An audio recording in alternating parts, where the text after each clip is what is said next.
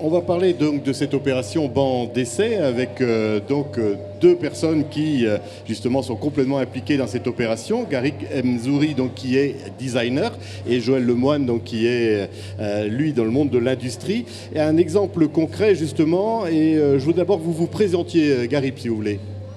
Alors oui, moi je suis designer d'objets immobiliers.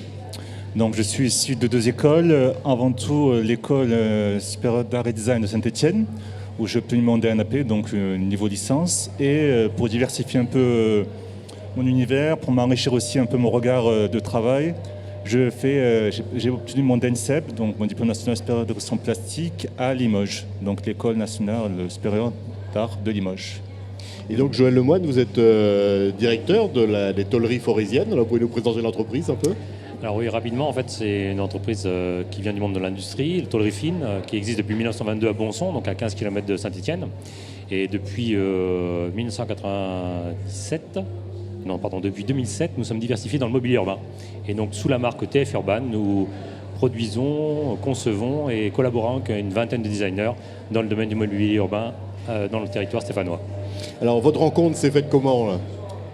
Alors il se trouve que c'est à la fois par l'intermédiaire de la cité, mais également le choix de Garib, qui avait la possibilité de choisir différents partenaires pour mettre au point et concevoir son mobilier.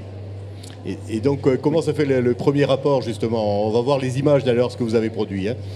Mais donc moi j'ai répondu donc à l'appel à projet banc d'essai, donc dans l'idée de concevoir un banc public qui serait mis en essai pendant le mois de la Biennale. Et il s'avérait que le projet a intéressé la State Design ainsi que la ville de Saint-Étienne, qui ont décidé de l'intégrer dans un programme de financement. Et la condition qui me semblait évidente, c'était de travailler, de collaborer avec une entreprise de la région.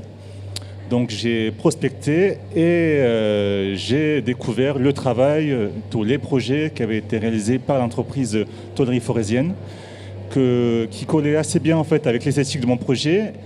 Et donc j'ai eu envie, et on a déjà essayé ce mobilier, et on a testé la qualité du projet, de collaborer avec eux sur ce banc. Donc on va voir des images là maintenant de votre réalisation, hein, donc, qui se trouve complètement au centre-ville je crois, et qui s'appelle Banqui. Qui s'appelle Banqui, oui. Le projet est présenté place d'Hôtel de Ville, devant les marches de la mairie. Voilà, si vous voulez nous le commenter comme ça. Bien sûr.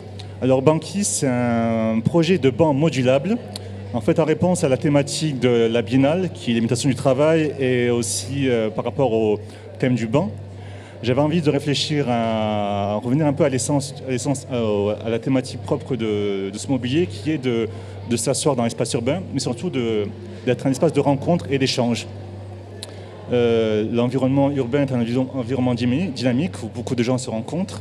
Et je voulais qu'il soit le reflet aussi de la ville, c'est-à-dire cette mutation sans cesse de la ville qui évolue, qui change.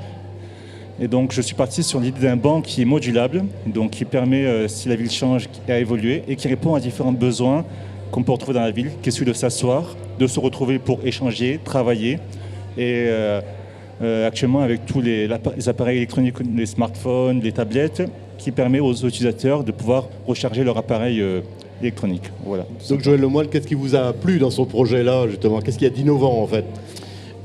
Dans le projet de Garib, en fait, le plus innovant, c'est le côté modularité tel que Garib vient d'expliquer. En fait. Donc on peut composer au choix en fonction de la place, du lieu dans lequel on va l'implanter. Quelque chose de circulaire comme on vient de le voir, éventuellement une ligne droite.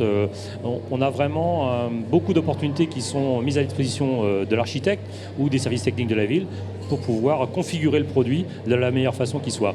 Et c'est aussi un projet qui est dans la thématique actuelle que l'on recherche, la partie rechargement du téléphone et aussi l'autonomie par rapport au réseau électrique.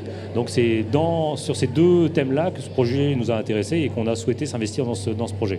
Alors c'est un prototype qu'on voit là, hein, donc vous attendez forcément un retour. Alors comment se fait le retour? Vous allez tous les jours voir s'il y a des gens qui s'assoient sur le banc et qui utilisent le banc? Alors en effet, déjà quand on passe pratiquement tous les jours, on jette un petit coup d'œil pour voir comment les gens s'approprient l'objet. Et puis l'intérêt aussi de Banc d'Essai, pour nous en tant qu'industriels et fabricants de mobilier urbain, c'est le fait qu'à l'issue de cette expérience, on aura un rapport d'usage qui nous sera remis par la Cité du Design. Donc c'est un document qui est extrêmement riche, qui permet à la fois d'avoir un avis d'expert en termes de design, et également d'avoir des interviews qui sont faites des usagers, alors qui touchent un peu toutes les classes de la population, des enfants, des adultes, des personnes plus âgées. Et comme ça, on a vraiment un retour au bout d'1 mois d'expérimentation très riche, qui nous permet à la fois de vérifier qu'on ne se soit pas trompé sur la conception et ce qu'on a pu imaginer, et aussi, pourquoi pas, d'améliorer le produit par rapport aux éventuelles critiques qui peuvent nous être apportées. Donc c'est un investissement pour nous d'être dans ce programme, mais c'est aussi un retour d'expérience qui est très riche et qui est tout à fait intéressant et rentable. Et donc Gary, vous avez été voir déjà si les gens utilisent le banc? Oui, j'y vais un peu tous les jours en fait, voir par rapport aux choix qui ont été faits, si cela fonctionne, comment les gens s'approprient le projet. Et déjà pour les premiers constats que j'ai pu en avoir, les gens se sont vraiment accaparés le projet. Par rapport aux prévisions que j'avais faites d'en faire un espace de rencontre et d'échange, j'ai constaté que beaucoup de gens s'y assoient, s'y retrouvent pour recharger leur téléphone ou simplement pour s'adosser au dossier ou utiliser le plateau pour poser des objets ou même, je pense, aussi travailler. Donc pour l'instant, c'est assez encourageant les premières observations qui ont pu être faites.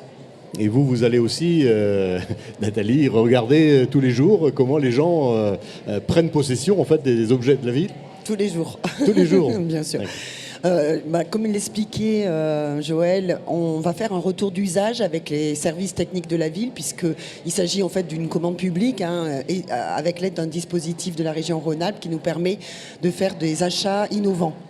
Vous savez que c'est compliqué la commande publique, il faut faire des concours, des appels d'offres, il faut remplir un dossier, il faut se mettre en concurrence. Et parfois, ce n'est pas le meilleur outil pour innover. Donc, heureusement, l'État s'est rendu compte du fait que, en fait, on a besoin plutôt de meilleure qualité, plutôt que pas forcément... et laisser une part de créativité à l'entreprise et aux créateurs, aux designers pour répondre à des commandes publiques.